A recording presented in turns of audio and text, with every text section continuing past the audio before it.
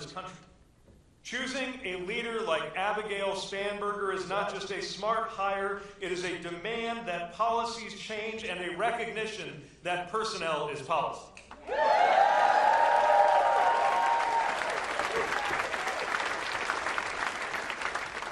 I woke up today with very mixed emotions in Washington, D.C., and thought about the people who are running that branch of our government. And I don't just mean the president and the vice president, but across the board, we could do so much better. We could do so much better than a Secretary of Defense who accidentally sends secret battle plans to a journalist on an unclassified group chat. We can do so much better.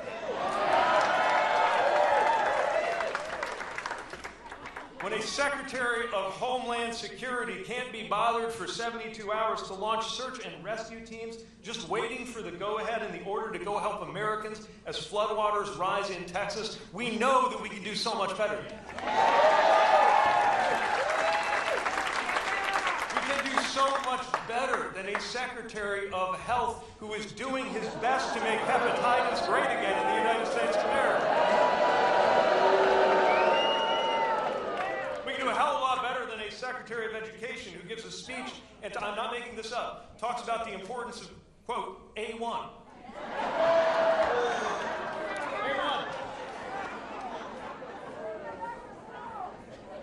Which means, of course, he doesn't know what AI stands for. Which means the person in charge of our children's education doesn't know the difference between a steak sauce and the most important technology to affect schooling since the invention of the pencil. We can do so much better than that.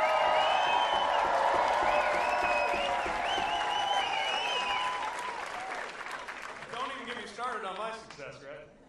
After all the work we did on safety and on making sure that airlines treat their passengers better, they replaced me with, and again, I'm not making this up, they replaced me with an airline industry lobbyist. Now, why am I talking about federal government? Because you might look at all this going on in Washington and throw up your hands, because the truth is there is only so much we can do about that for the next 3 years.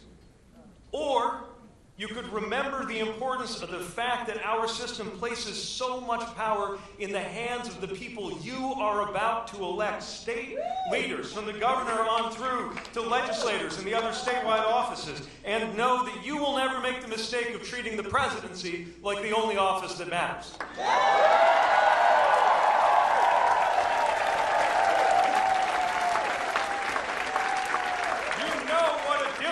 Truly outstanding governor could make, and realize we don't have to wait around, because the change that we have been waiting for starts right here, right now in the Commonwealth of Virginia. Now,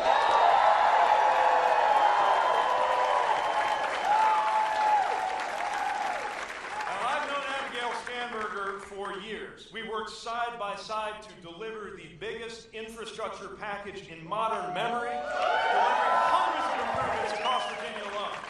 Just in the Charlottesville area, everything from the airport to 100-year-old gas lines being replaced, we worked together, and one of the things that I love about her is that everything about her turns the GOP narrative about who Democrats are upside down.